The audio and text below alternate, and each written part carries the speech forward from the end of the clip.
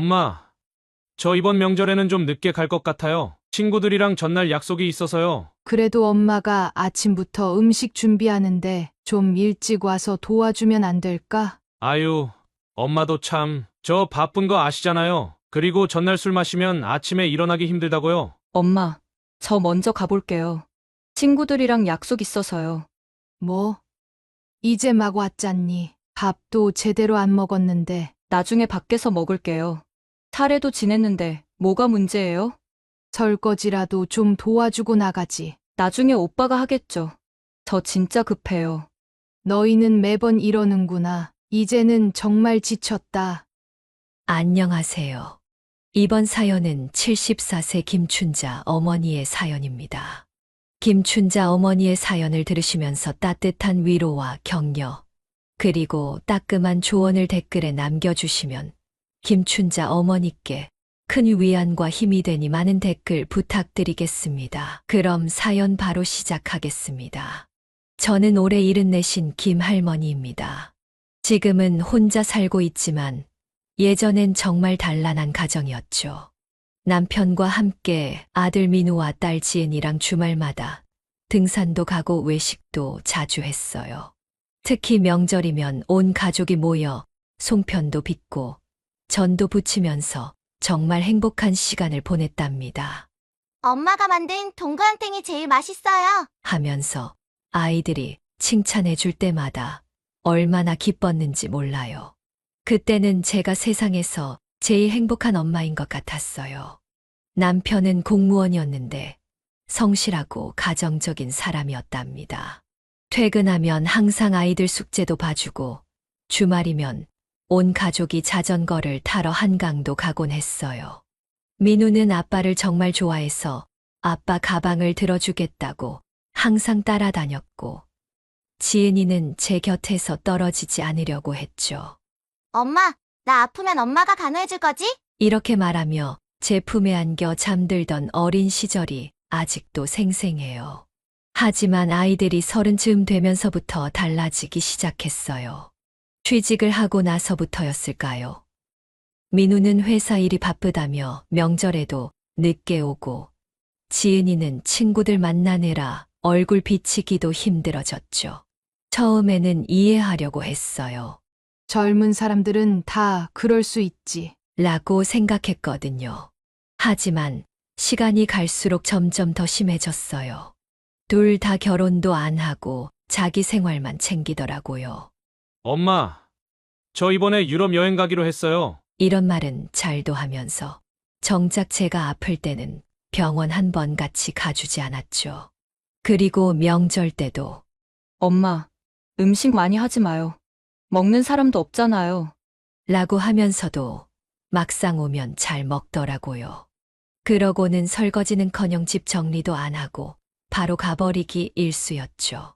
그러다 7년 전에 남편과 사별하고 나서는 상황이 더 심각해졌답니다. 남편이 갑자기 심장마비로 쓰러졌을 때 아이들은 장례식장에서도 휴대폰만 들여다보고 있더라고요. 제가 밤새 울면서 상주 노릇을 할 때도 둘은 번갈아 가며 쉬겠다고 나가버렸어요. 그때부터였을까요? 더 이상 가족이라는 느낌이 들지 않기 시작했어요. 그렇게 시간이 흐르면서 제 건강도 많이 안 좋아졌어요. 허리도 아프고 무릎도 안 좋아져서 장을 보러 가는 것도 힘들어졌죠. 어느 날은 갑자기 어지러워서 쓰러졌는데 구급차에 실려갔다는 연락을 받고도 둘 다 바쁘다며 오지 않더라고요. 어찌나 서운하던지 정말 내 자식 같지가 않더라고요. 그것뿐만이 아니었어요. 옆집 순희 씨는 자식들이 돌아가면서 장보기도 도와주고 청소도 해준다는데 저는 명절 음식 준비부터 치우는 것까지 항상 모두 혼자 해왔어요. 특히 더 속상한 건 둘 다 결혼을 안 하려고 하는 거예요. 요즘 세상에 누가 결혼해요? 엄마는 너무 구시대적이에요. 라면서 결혼 얘기만 꺼내면 짜증을 내더라고요. 민우는 48살, 지은이는 45살인데 자식들이 그렇게 혼자서 나이만 먹어가는 게 부모로서 너무 속상하더라고요. 주변 친구들은 다들 손주 사진 보여주면서 자랑하는데 저는 그런 이야기가 나올 때마다 숨고 싶었죠. 제 이런 걱정과 서운함은 모르는지 민우와 지은이는 자주 해외여행을 가더라고요. 민우는 호주로 3개월 여행을 간다고 하고 지은이는 프랑스 가서 6개월 동안 어학연수를 하겠다나. 둘 다 돈도 많이 벌면서 자기들 여행 가거나 물건 사는 데만 돈을 쓰지. 저한테는 용돈 한 번 주는 법이 없었죠. 엄마, 우리도 살기 빠듯해요. 라고 하면서 백화점에서 명품 가방은 잘도 사더라고요. 그러면서 제가 반찬을 해주면 엄마, 우리 입맛에 안 맞아요. 다음부터는 하지 마세요. 이렇게 말하면서 저한테 또 상처를 주더라고요. 그렇게 명절 때마다 정성껏 음식을 준비해도 엄마, 이제 이런 거 안 먹어요. 라며 투정만 부려요. 그리고 제가 힘들다고 하면 그럼 하지 마세요. 우리가 사서 올게요. 라고 하지만 실제로 사온 적은 한 번도 없었죠. 그러다 지난 추석 결정적인 일이 있었어요. 그날 아침부터 저는 새벽 4시에 일어나 홀로 음식 준비를 시작했죠. 갈비찜을 하고 전을 부치고 잡채도 하면서 온종일 부엌에 서 있었어요. 아이들이 좋아하는 동그랑땡도 특별히 만들었답니다. 민우가 어릴 때부터 좋아하던 방식 그대로 고기를 곱게 다져서 정성스럽게 만들었어요. 지은이가 좋아하는 호박전도 예쁘게 부쳐놓고 2시간 걸려 완성한 갈비찜은 민우와 지은이가 좋아하는 맛이 날 때까지 계속 간을 보며 끓였죠. 이번에는 좀 일찍 와서 도와주려나. 하는 마음으로 준비했는데 민우는 점심시간이 다 되어서야 나타나더라고요. 현관문을 열자마자 엄마, 나 너무 피곤해서 좀 쉴게요. 라는 말부터 하더라고요. 어제 친구들과 술을 마셨다나 얼굴도 제대로 안 씻고 온 것 같았어요. 신발도 제대로 안 벗어두고 가방을 현관에 던지듯이 놓고는 방으로 들어가 버렸어요. 밥이라도 먹고 자지. 나중에요. 라는 퉁명스러운 대답만 돌아왔죠. 지은이는 그나마 아침 일찍 왔는데 현관에 들어서자마자 휴대폰만 보면서 엄마, 나 친구들이랑 11시에 약속 있어요. 라고 하더라고요. 밥상에 앉아서도 휴대폰을 보면서 대충 숟가락질만 하다가 엄마가 만든 음식은 너무 기름져서 살이 쪄요. 요새 다이어트 중이에요. 라며 투정을 부리는 거예요. 그러더니 밥 한 숟가락 뜨자마자 엄마, 나 친구들이랑 약속 있어서 빨리 가봐야 해요. 이렇게 말하며 나갈 준비를 하더라고요. 제가 뭐라고 하기도 전에 핸드백을 들더니 현관문을 나서버렸죠. 음식이 가득 찬 식탁 앞에 혼자 앉아 한참을 멍하니 있었어요. 찬밥이 된 아침밥, 식어버린 국, 차갑게 굳어가는 전들을 보면서 마음이 찢어지는 것 같았어요. 민우는 방에서 코까지 골며 자고 있었고 결국 저 혼자 쓸쓸히 밥을 먹었죠. 그리고 설거지를 하다가 그만 그릇을 떨어뜨렸는데 그 소리에도 민우는 나오지도 않았어요. 깨진 그릇 조각을 치우면서 손이 덜덜 떨렸지만 저를 걱정해 주는 사람은 아무도 없었죠. 사실 이런 일은 명절 때마다 있었어요. 처음에는 젊은 애들이니까 이해해 주자 했는데 해가 갈수록 점점 더 심해졌죠. 예전에는 그래도 가끔 전화라도 했는데 언젠가부터는 문자도 잘 안 보더라고요. 제가 전화하면 지금 회의 중이에요. 나중에 전화할게요. 하고는 끊어버리죠. 그리고 나서 나중에 전화가 온 적은 한 번도 없었어요. 그리고 제 생일날은 아들, 딸 둘 다 연락 한 통이 없더라고요. 다음날 뒤늦게서야 엄마, 어제가 생일이었죠? 미안해요. 일이 바빠서. 라는 문자만 달랑 보내고 말았어요. 그렇게 시간이 흐르면서 집안일은 점점 더 힘들어졌어요. 무릎도 아프고 허리도 아픈데 청소며 빨래며 혼자 하려니 너무 버겁더라고요. 아침에 일어날 때마다 온몸이 쑤시고 특히 허리가 아파서 한동안 움직이지도 못했죠. 그래도 명절 때는 애들이 온다고 생각하면서 힘을 내서 준비하는데 매번 실망만 했어요.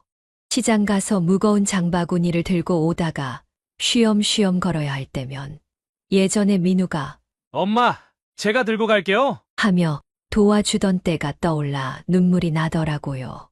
이런 제 모습을 본 옆집 순희 씨는 김 씨는 자식들한테 너무 봉사만 하는 것 아니요? 이제 김 씨 인생 살아야죠. 이렇게 말하며 걱정을 해주시더라고요. 그 말을 들으니 가슴이 찢어질 것 같았어요. 어느 날은 순희 씨가 아들 며느리와 행복하게 웃으며 김치 담그는 모습을 보고 있는데 저도 모르게 눈물이 흐르더라고요. 이웃들의 그런 행복함을 저는 누릴 수 없다고 생각하니 저도 모르게 눈물이 났던 것 같아요. 이렇게 자식들에 대한 서운한 마음이 커지다 보니 건강까지 계속 안 좋아지는 느낌이 들더라고요. 그래서 병원을 방문했는데 충격적인 얘기를 들었어요. 의사 선생님께서 어머니, 스트레스가 너무 심하시네요. 혈압도 많이 올랐고 심장도 안 좋아지셨어요. 가족들 도움이 필요하실 것 같아요. 라고 하시더라고요. 그래서 그날 당장 아이들한테 전화했는데 둘 다 받지를 않았어요. 민우는 해외 출장 중이라고 하고 지은이는 요가 수업 중이라며 문자만 보내더라고요. 그렇게 진료를 마치고 집으로 걸어가는 길이 왜 그렇게 멀게 느껴지던지 매 발걸음마다 다리가 휘청거렸어요. 가로수 아래 벤치에 앉아 한참을 울었답니다. 지나가는 사람들이 이상하게 쳐다보는 것 같았지만 눈물이 멈추질 않았어요. 제가 뭘 그렇게 잘못했나 싶어서요. 아이들 키울 때는 한 번도 마음대로 쉬지도 못하고 늘 아이들 뒷바라지 하느라 허리가 휘도록 일만 했는데 이제는 제가 아파도 걱정해주는 사람이 없더라고요. 가끔은 남편이 살아있을 때가 너무 그립더라고요. 그때는 그래도 누군가 내 곁을 지켜주는 것 같았는데 남편은 항상 여보, 고생했어. 라며 제 어깨를 다독여주곤 했거든요. 이제는 그런 말 한마디 해줄 사람이 없다고 생각하니 너무나 서럽더라고요. 텅 빈 집에 혼자 앉아 있으면 벽시계 소리만 덩그러니 울렸죠. 특히 명절이 다가올 때면 가슴이 더욱 답답해졌어요.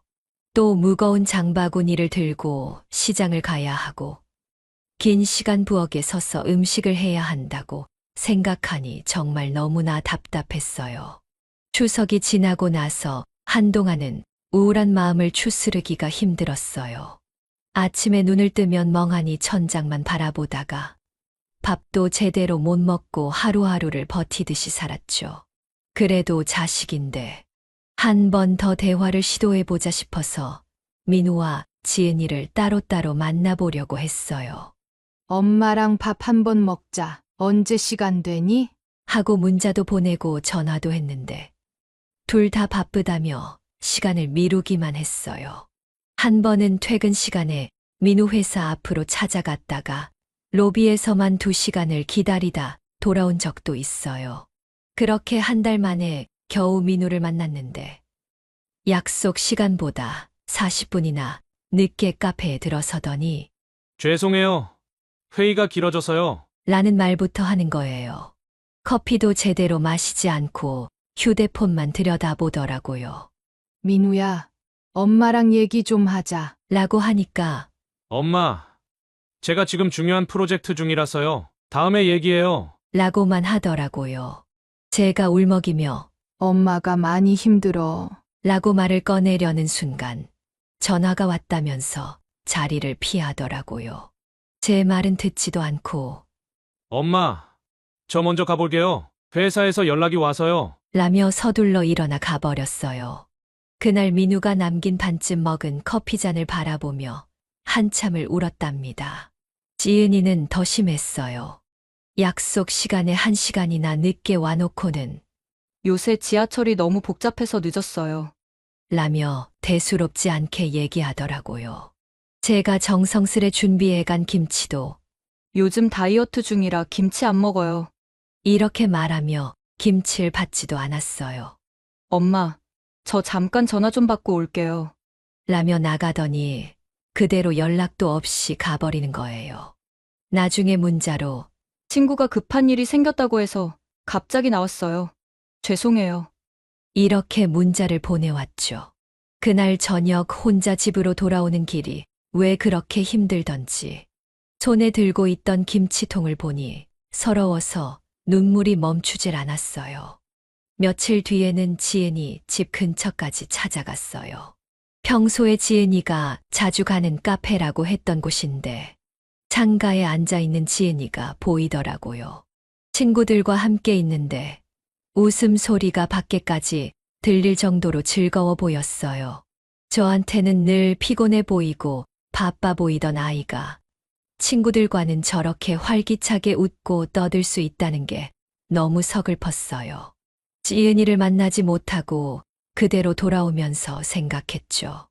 우리 지은이한테 나는 이제 귀찮은 존재가 됐구나. 어느 날 옆집 순이 할머니가 이렇게 자식들 때문에 속상해하는 저를 보더니 김씨, 요즘 얼굴색이 많이 안 좋아 보여요. 매일 밤 우는 소리가 들리던데. 라고 하시더라고요.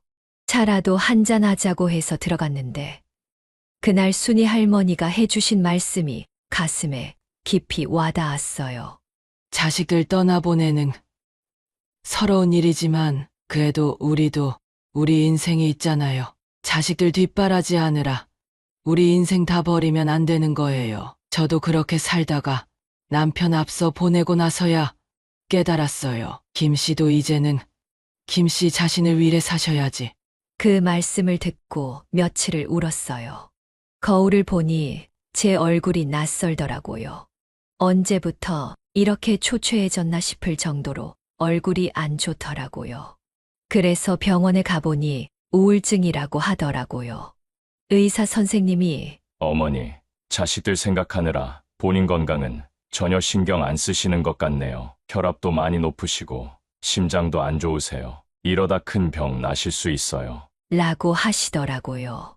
그래서 병원에서 처방받은 약을 받고 민우에게 전화를 걸었는데 민우가 엄마, 왜 그런 약까지 드세요? 그냥 기분 전환하면 되잖아요. 운동이나 다니세요. 라며 이야기하며 대수롭지 않게 넘기더라고요.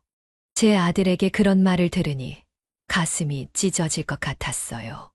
내가 낳고 키운 자식들인데 이렇게 남처럼 굴다니. 밤마다 잠이 안 와서 옛날 사진첩을 뒤적여 보는데 민우가 첫 돌 때 찍은 사진을 보니 그날 밤은 특히 더 눈물이 나더라고요. 아기 때는 그렇게 예쁘고 사랑스러웠는데 지금은 왜 이렇게 차가워졌는지 이해가 안 가더라고요. 그렇게 시간이 흘러 설날이 다가오니까 또 마음이 복잡해지더라고요. 이번에는 정말 마지막이라고 생각하고 더 정성껏 준비해 보기로 했어요. 떡국 재료도 사고 아이들이 좋아하는 반찬도 미리 준비했죠. 명절 음식 준비하면서도 계속 마음이 먹먹했어요. 늘 하던 일인데 이번이 마지막일 수도 있다고 생각하니 손끝이 자꾸만 떨리더라고요. 하지만 이번에는 전과 달랐어요. 더 이상 기대하지 않기로 했거든요. 그저 자식들에게 마지막 기회를 주는 거라고 생각했어요. 설날 전날 자식들에게 전화를 걸었어요. 한참을 망설이다가 용기를 내서 내일 꼭 와야 해. 엄마가 너희들에게 중요하게 할 얘기가 있어. 라고 했더니 민우는 내일 약속이 있는데 하면서 머뭇거리더라고요. 지은이는 엄마, 저 내일 친구들이랑 스키장 가기로 했는데 저녁에는 갈게요. 라고 하는 거예요.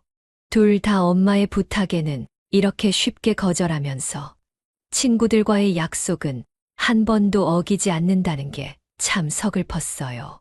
그 순간 제 마음 속에서 뭔가가 확 식는 걸 느꼈어요. 20년 넘게 참아왔던 서러움, 외로움, 그리고 분노가 한꺼번에 올라오더라고요. 손이 떨려서 전화기를 제대로 잡기도 힘들었지만 떨리는 목소리로 그래. 너희들 하고 싶은 대로 해라. 엄마는 이제 더 이상 너희들을 기다리지 않을 거야. 이렇게 말하고 전화를 끊었어요. 그날 밤 잠도 안 오고 식은땀만 흘렸어요. 창밖에서는 눈이 조금씩 내리고 있었는데 그 모습을 보며 여러 생각이 교차했죠. 이게 정말 옳은 결정일까 하는 생각도 들고 혹시 내가 너무 성급한 게 아닐까 하는 걱정도 됐어요. 밤새 뒤척이다가 결국 새벽에 일어나 집 안 구석구석을 청소했죠. 아이들 어릴 적 사진이 걸려 있는 거실, 벽도 오랫동안 바라봤어요. 하지만 창밖을 바라보며 오랫동안 생각했어요. 제가 이렇게 힘들어하는 동안 아이들은 단 한 번도 제 마음을 헤아려 주지 않았다는 걸 깨달았어요. 더 이상은 안 되겠다는 생각이 확고해졌죠. 지난 세월 동안 저는 늘 엄마로서만 살았던 것 같아요. 제 인생은 어디에도 없었던 거죠. 순이 할머니 말씀처럼 저도 이제는 제 인생을 살아야 할 때가 된 것 같았어요. 자식들 생각에 밤잠 설치고 명절 음식 준비하느라 허리 휘고 이제는 그만해야겠다는 생각이 들었어요. 설날이 밝아오는데 이상하게 마음이 편안해지더라고요. 오랜만에 제 자신을 위한 결정을 하는 것 같아서 그랬는지도 모르겠네요. 설날 아침, 저는 여느 때처럼 새벽 5시에 일어났어요. 창밖으로 보이는 하늘은 점점 해가 뜨고 있었지만 제 마음은 무거웠죠. 떡국 육수를 내고 나물을 무치면서도 자꾸만 한숨이 나왔어요. 과연 아이들이 올까 하는 생각에 손이 자꾸 떨리더라고요. 늘 하던 일인데도 칼질을 하다가 손가락을 베기도 했어요. 아침 9시가 되었는데도 연락 한 통 없었어요. 전화를 걸어볼까 하다가 또 귀찮아 할까봐 망설여졌죠. 시계를 보며 기다리는데 오전 11시가 다 되어서야 민우가 문을 열고 들어왔어요. 술 냄새가 진동을 하더라고요. 피곤해. 어제 친구들이랑 늦게까지 술을 마셨더니 라며 거실 소파에 털썩 주저앉더라고요. 떡국을 끓여놨다고 해도 나중에 먹을게요. 라며 그대로 소파에 눕더니 코를 골기 시작했어요. 한참을 더 기다려 오후 3시나 되어서야 지은이가 얼굴을 비췄어요. 현관문을 열자마자 짜증 섞인 목소리로 무슨 중요한 얘기라고 오라고 하신 거예요? 오늘 저녁까지 스키장 다 예약해뒀는데 저 너무 피곤해서 방에서 좀 쉴게요. 라고 하더니 인사도 제대로 없이 방에 들어가 문을 닫아버렸어요. 한상 차려둔 식사도 제대로 안 먹고 들어가 버린 딸을 바라보며 또 한숨이 나왔죠. 거실에서는 민우가 텔레비전을 크게 틀어놓고 코까지 골며 잠들어 있더라고요. 옆에는 과자 부스러기가 온통 널브러져 있었고 신발도 벗어던진 채 양말을 아무데나 벗어놓았더라고요. 제가 치우려고 하니까 잠결에 그냥 놔둬요. 내가 나중에 치울게요. 라고 하더니 다시 코를 골았죠. 그 나중이라는 게 언제인지는 저도 잘 모르겠어요. 지금까지 단 한 번도 치운 적이 없으니까요. 지은이 방에서는 끊임없이 통화 소리가 들려왔죠. 어머, 진짜? 그래서 어떻게 됐어? 아니, 나 오늘 집에 왔어.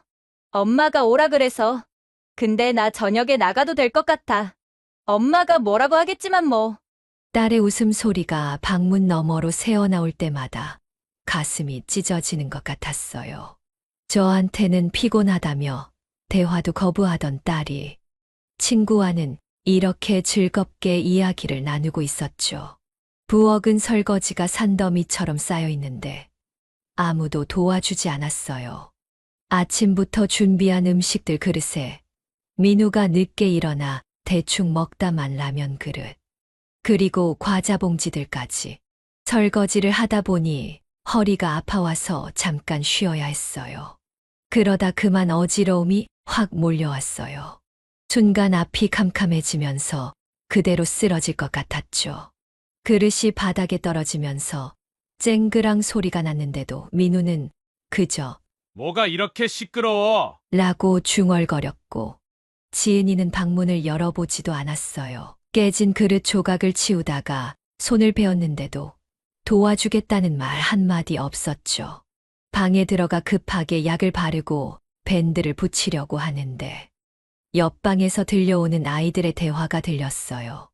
민우가 지은이 방으로 들어간 거였죠. 우리 언제까지 이러고 있어야 돼? 나 오늘 친구들이랑 약속 있는데. 나도 그래. 근데 어떡해. 엄마가 중요한 얘기 있다고 해서 온 거잖아. 얼른 끝내고 가자. 귀찮아 죽겠네. 엄마는 맨날 이래. 뭐가 그렇게 중요한 얘긴지 빨리 끝내고 나가자. 그래. 적당히 시간 때우다가 둘이 같이 나가자. 어차피 엄마 하실 말씀이라는 게 뻔해. 결혼하라는 소리겠지 뭐. 그 순간 제 눈앞이 또 캄캄해졌어요. 가슴이 너무 아파서 숨을 쉴 수가 없었어요. 거울 속에 제 모습이 처연해 보였죠. 주름진 얼굴에 눈물이 흐르고 있었어요. 그동안 참아왔던 모든 서러움과 분노가 한꺼번에 올라오더라고요. 더구나 혈압이 오르면서 현기증이 심해져서 바닥에 한참을 주저앉아 있었어요. 가만히 앉아서 지난 세월을 돌아보니 이런 일이 한두 번이 아니었더라고요. 그때였어요. 지은이가 방에서 나오면서 하는 말이 들렸어요. 오빠, 나 먼저 나갈게. 친구들이 기다린대. 엄마한테는 급한 일이 생겼다고 해줘. 괜히 또 잔소리 들을 것 같아서. 현관문이 닫히는 소리가 들리고 잠시 후 민우도 엄마, 저도 약속이 있어서요. 내일 전화할게요. 라며 급하게 나가버렸죠.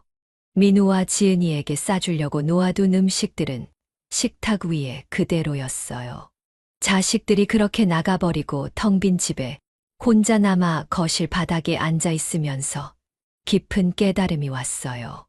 이제는 정말 끝내야 할 때가 됐다는 걸. 아이들에게 저는 그저 필요할 때만 편하게 이용하고 귀찮은 존재가 되어버렸다는 걸 인정해야 했어요. 더 이상 이런 고통 속에서 살면 안 되겠다는 생각이 확고해졌죠. 이제는 제 인생을 위한 결단을 내려야겠다는 굳은 결심이 섰답니다. 재산도 정리하고 관계도 정리해야겠다고 마음먹었어요. 더는 이렇게 하루하루를 눈물로 보내고 싶지 않았거든요. 바닥이 차가웠지만 제 마음만큼은 이상하게도 더없이 단단해졌답니다. 설날 다음 날 저는 마지막으로 아이들을 불렀어요. 아침부터 마음을 다잡으면서 거울 앞에서 몇 번이고 연습했답니다. 이번에는 꼭 흔들리지 말자. 내 인생의 마지막 결단이니까. 거울 속에 제 모습이 어둡고 지쳐 보였지만 눈빛만은 그 어느 때보다 단단해 보이더라고요. 아이들은 평소처럼 약속 시간보다 1시간이나 늦게 왔어요. 민우는 또 술 냄새를 풍기며 들어왔고 지은이는 핸드폰을 보면서 들어왔죠. 엄마, 저 오늘 친구들이랑 약속이 있어서 빨리 끝내요. 라는 말부터 하더라고요. 예전 같았으면 서운해서 눈물부터 났겠지만 이번에는 달랐어요. 거실에 앉은 아이들 앞에서 천천히 말을 시작했어요. 너희들에게 꼭 하고 싶은 말이 있어서 불렀다. 제가 떨리는 목소리로 말을 시작하자 민우와 지은이는 귀찮다는 듯 한숨을 쉬었어요. 민우는 소파에 기대 앉아 하품을 하고 지은이는 계속해서 시계만 보더라고요. 하지만 이번에는 달랐어요. 더는 물러서지 않기로 했으니까요. 이제부터 나는 너희와 모든 관계를 정리하려고 해. 부모 자식의 관계도. 이 말을 하는데 눈물이 나려고 해서 잠시 숨을 골랐어요. 손끝이 떨려와서 무릎을 꽉 잡았죠. 지은이가 엄마, 갑자기 무슨 소리예요? 라고 물었지만 저는 단호하게 말을 이어갔어요. 어제 너희들의 대화를 우연히 다 들었어. 나랑 있는 시간이 시간 때우기라고 했지? 그래. 너희에게는 내가 그런 존재였던 거야. 시간 때우기의 대상, 귀찮은 존재. 이 말을 하니 민우가 얼굴이 하얗게 변하더라고요. 핸드폰을 만지던 지은이의 손도 멈췄어요. 어제만이 아니야. 지난 20년 동안 너희는 늘 그랬어. 나를 무시하고 귀찮아하고 내가 아파서 쓰러져도 병원 한 번 안 왔잖니.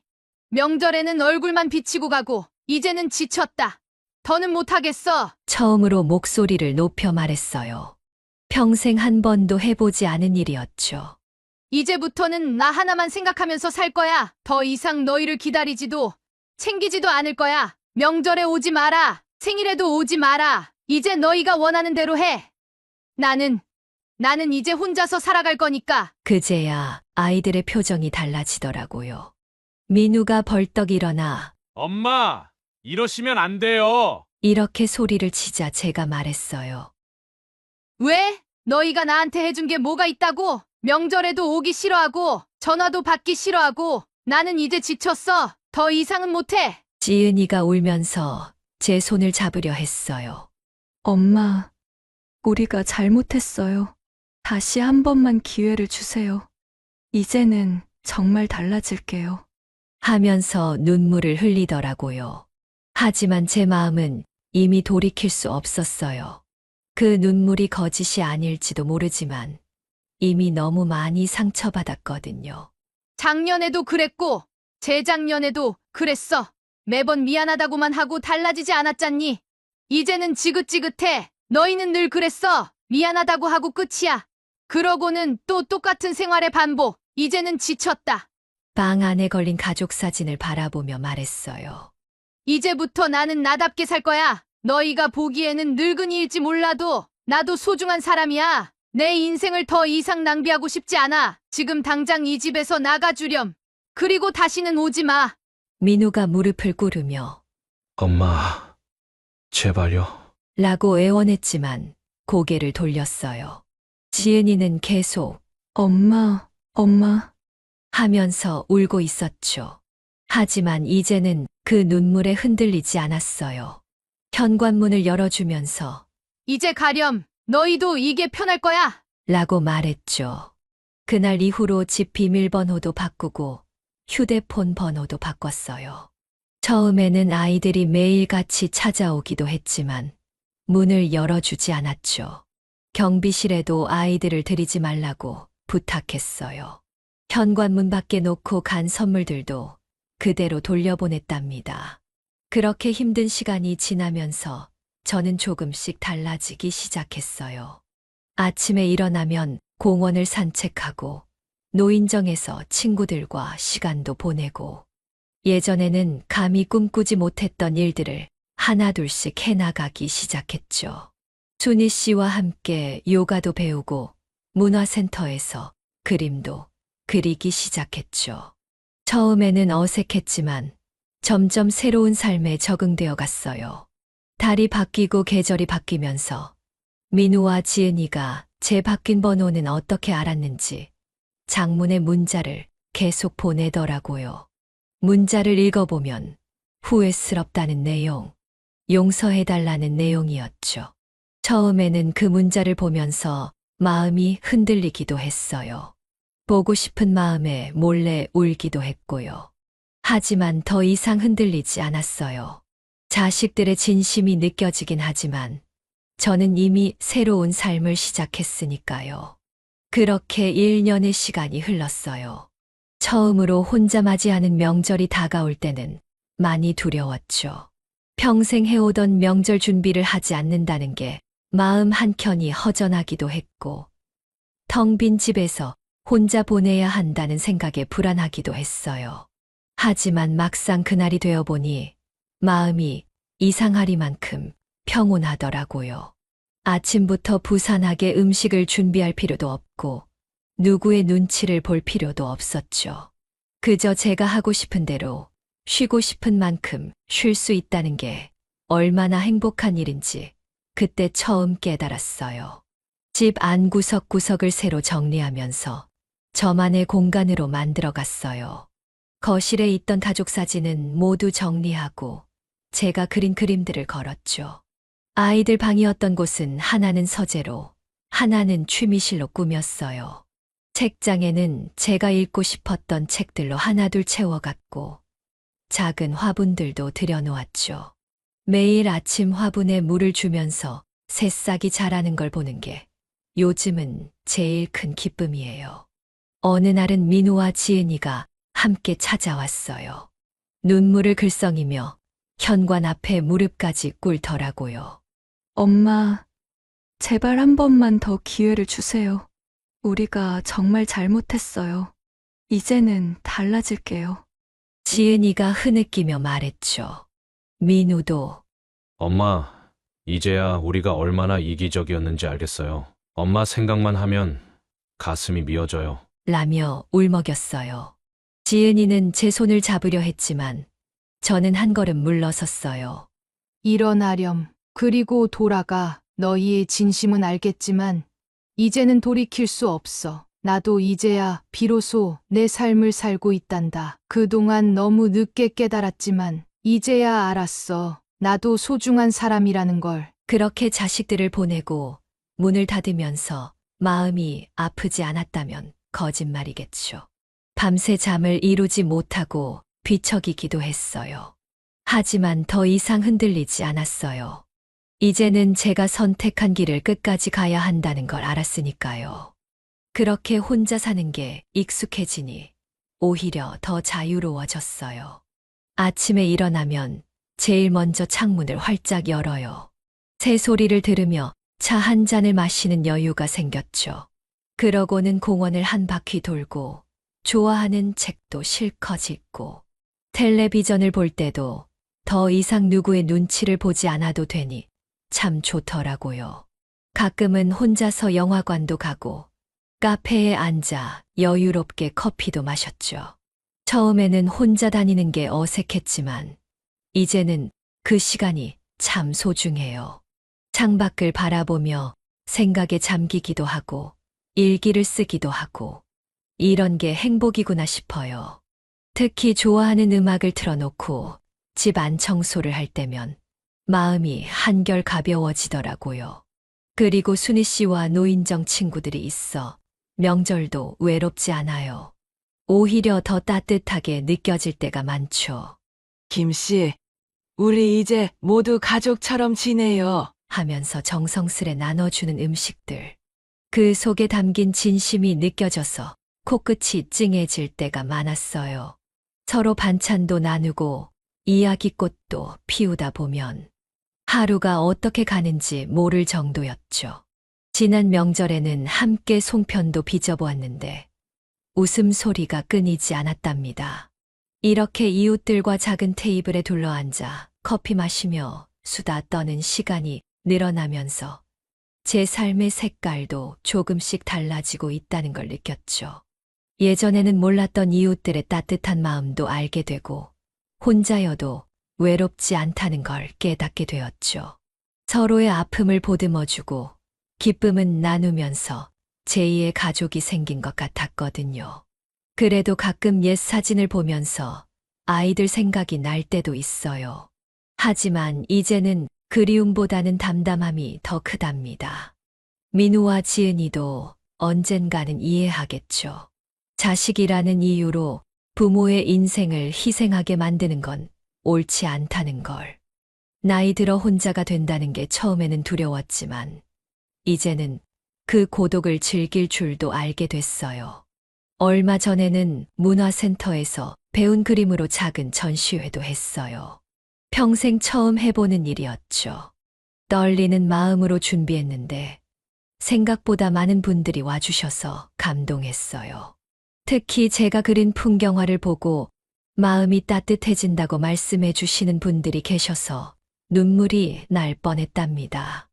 그림 전시회를 계기로 만난 새로운 친구들과 여행도 다녀왔어요. 강원도 바닷가로 떠난 2박 3일의 여행이었죠. 남편이 살아있을 때도 가보지 못한 곳들을 이제야 다녀보니 참 감회가 새롭더라고요. 바닷가에 앉아 일출을 보면서 이렇게 사는 것도 참 좋구나. 하는 생각이 들었어요. 이제는 확실히 알겠어요. 내 인생의 주인공은 바로 나라는 걸. 늦게 깨달았지만 지금이라도 알게 된 게 감사해요. 더 이상 누군가의 엄마로만 사는 게 아니라 나로서 당당하게 살아가고 있답니다. 매일 아침에 거울을 보며 오늘도 참 예쁘다. 라고 말하는 제 모습이 이제는 어색하지 않아요. 인생의 황혼기에 찾은 이 작은 행복이 그 어느 때보다 소중하게 느껴져요. 아마도 제가 진정한 나를 찾아가고 있기 때문이겠죠. 이제야 알게 됐어요. 진정한 사랑은 서로를 구속하는 게 아니라 자유롭게 해주는 거라는 걸. 그리고 그 시작은 바로 나 자신을 사랑하는 것에서부터라는 걸요. 요즘은 창밖의 달을 보며 생각해요. 나의 황혼역이 이렇게 아름다울 줄이야. 하고 말이에요. 이제는 더 이상 누군가의 기대에 맞춰 살지 않아도 돼요. 오직 나만을 위한 나다운 삶을 살아가면 되니까요. 그것만으로도 충분히 행복하답니다. 여기까지 김춘자 어머니의 사연이었습니다. 여러분은 어떻게 들으셨나요? 자식이라는 이유로 여러분의 노후를 힘들게 하는 건 옳지 않습니다. 부모라는 이유로 계속 희생하고 참기만 해서는 안 됩니다. 여러분도 한 사람의 인간으로서 행복할 자격이 있습니다. 늦었다고 생각하지 마세요. 지금이라도 여러분만의 삶을 시작하세요. 취미 생활을 하거나 친구들과 시간을 보내거나 하고 싶었던 일을 시작해 보세요. 혼자라고 외롭게 사실 필요 없습니다. 이웃과 함께하는 작은 행복이 여러분을 기다리고 있을 거예요. 인생의 황혼기가 끝이 아닌 새로운 시작이 될 수 있다는 걸 기억하세요. 여러분의 남은 인생은 여러분의 것입니다. 이제는 당신 자신을 위해 사셨으면 좋겠습니다. 구독과 좋아요, 알림 설정하시면 올라오는 사연을 빠르게 받아보실 수 있습니다. 그럼 다음 사연으로 찾아뵙겠습니다. 고맙습니다.